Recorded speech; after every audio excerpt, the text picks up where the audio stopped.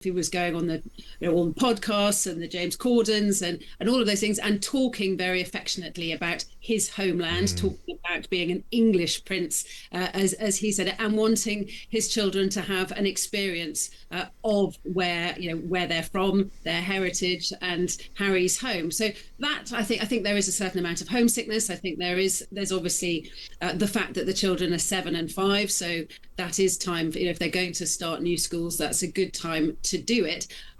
I wonder, will the sun still be out as we move on to our next subject, which is, of course, the Sussexes, as they're called. Royal aides have confirmed that the Duke and Duchess of Sussex will have no official working role or public funding when they return to the UK. It means they won't have taxpayer-funded security and will have to pay their way. Daisy, A, is this a story that catches your eye and heart? And B, do you care?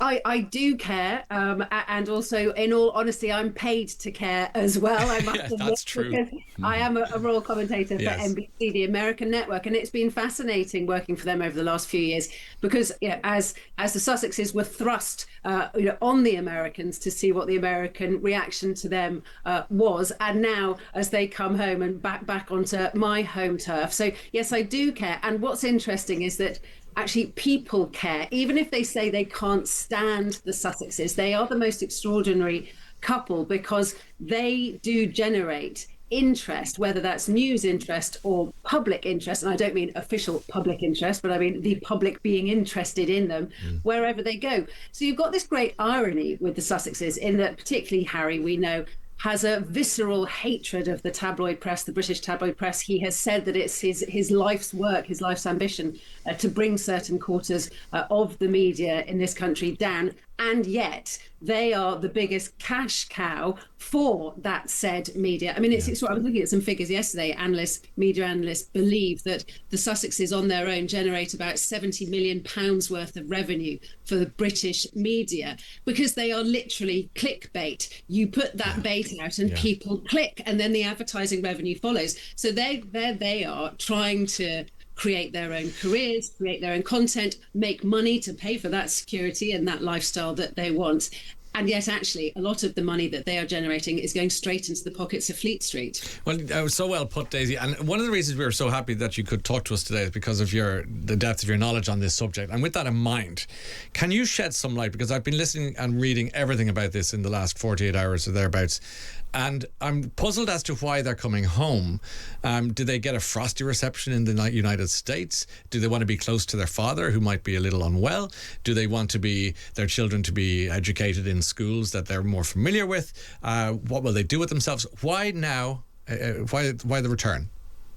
I mean, that is the big question, and obviously only they can answer that. I think the truth, I suspect the truth is a mishmash of all of the above. Hindsight's a wonderful thing, and if you look back on the last few weeks, it actually was quite clear that Harry was on something of a charm offensive. He was going on all the podcasts and the James Cordens and all of those things, and talking very affectionately about his homeland, talking about being an English prince, as he said it, and wanting his children to have an experience of where they're from, their heritage, and Harry's home. So that I think there is a certain amount of homesickness. I think there's obviously the fact that the children are 7 and 5, so that is time for, if they're going to start new schools, that's a good time to do it. I'm sure that Charles's health and the fact that that relationship has been damaged considerably between father and son, I'm sure that will have been a part of it. I'm very uncomfortable with all the stories going around saying this shows that Charles is a lot more sick than we're being told. It doesn't show anything of the kind. I mean, if your father had been battling cancer for the last few years, was in his 70s, and your children were 7 and 5, it would be perfectly natural to want to come back. And then of course there are people saying, well, they were a flop and a failure in the States, and that's why they've come back here with their tail between their legs. Well, yes and no. Actually, they made an awful lot of money in the States. They do have some ongoing contracts.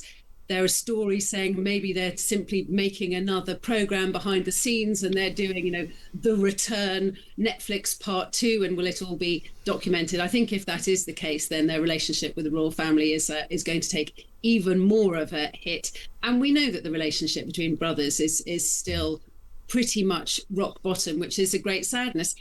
I think most people, whether or not they're a fan or they detest them, would want to see that family being more functional and less dysfunctional. Because let's face it, the royal family is our brand, and it is one of the things we promote around the world, and the fact that there's so much dysfunction isn't good for anybody.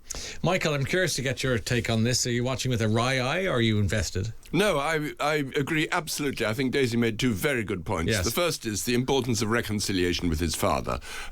He went on a private visit to see his father, no publicity, no kind of press statement Photos afterwards, but it clearly was an important moment, and I think clearly both men had missed each other. Father had missed son had missed, father he had known all his life, and there was this terrible sort of break, and I think it was unhappy for both of them. I think the other point is that I don't think living in the United States has really been comfortable for Harry. I think he's had to sort of tag along to Meghan's success, and it hasn't been a fantastic success. I mean, she's had some programs, yes, she's made a name for herself, they've popped up quite a bit in the papers, but it's not as if there's still great glamour stars there. And apparently she may continue an acting career here in Britain. Mm-hmm. I'm not sure that she is quite so keen to come back, but obviously Harry said, look, where are we going to go in America? What's next for us? Whereas in Britain, I think there is still a future, and particularly if he can focus on his charitable work with veterans, which is still something he cares very much about, and that's something that would be welcomed. Now, as to all the fuss about who pays for security, well, it's not that huge a bill. I mean, and he doesn't need such an enormous amount of security. Yes, any person in the news, some nut could take a pop at them at any time, so you can never have total security. But I think it's feasible to have a certain amount of discreet protection without breaking the bank. Daisy, here's one from James who says, the public don't care about the Sussexes. The media would like to think that we care. They are disliked in North America for their childish self-indulgence. Some think they are returning after 7 years for tax reasons. Best wishes. I mean, you're going to meet that, aren't you? Yeah, there are a lot of people that deeply dislike them. That's not the same as not having an interest. Yes, I'll give you that. A lot of people will say, I couldn't care less, but then they'll click on that story immediately because they'll want to know what Meghan said now, so that they can roll their eyes and say, well, she would say that, wouldn't she? Exactly. It's like all our dads back in the day, read the newspaper pretending they weren't watching the soap.